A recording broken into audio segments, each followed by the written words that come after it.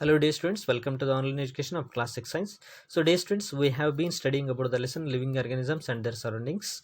So let us study the exercise part of this lesson. Today let me take up only half part of the exercise, and tomorrow I'll take the remaining part of the exercise. So dear students, let's go for the question number 1 now. So what is a habitat?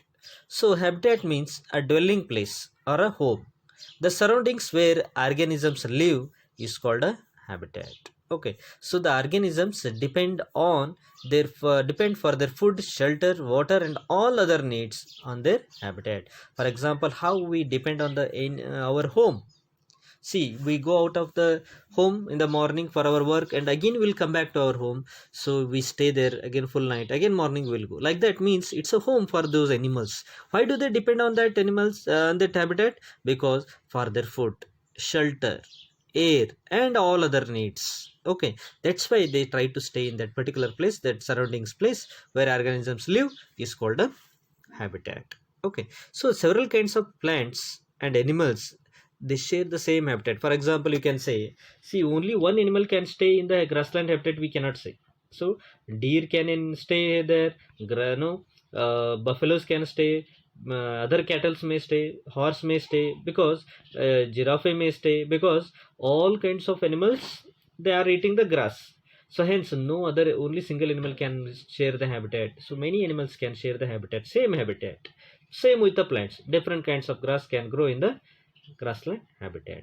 So this is how you have to understand the definition of habitat. So now let's go for the question number 2. How are cactus adapted to survive in a desert? So you may ask the question here. So how cactus adapted to desert habitat?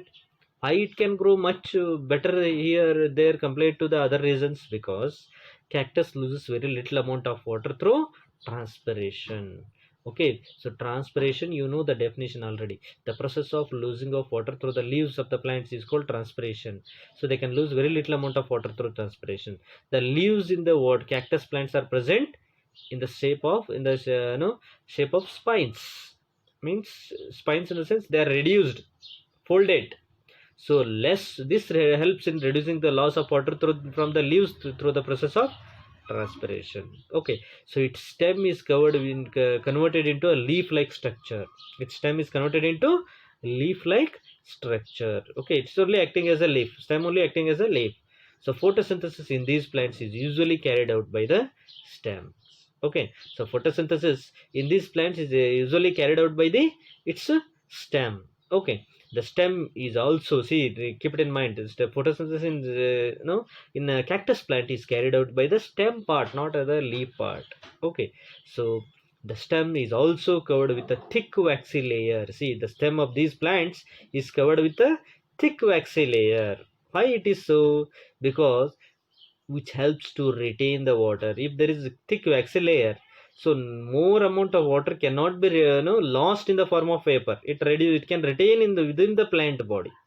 For example, it is like a thick waxy layer means, you just imagine like having a plastic carry bag. See, if you have a one any vessel, on that you packed with the plastic carry bag tightly, so you start to giving the heat under it. So water cannot be lost in the form of vapor how much ever you heat it, because the plastic covering will not allow the water to get vaporized, and even if it vaporized also cannot go up, escape out of the plastic bag. In the same sense, the thick waxy layer helps not to lose the water, it helps to retain the water within the plant body. Again, the water cannot be lost. This is also one of the advantages that it can have. So finally, the cactus plants have roots that go very deep into the soil for absorbing water. So already you know that. So this is as if like, suppose you are having a, you want to have a bore water from the borewell. See how much you see, if the land is having the any land, if no water is available in the water table in the just around some feet, okay, you can not go much deep.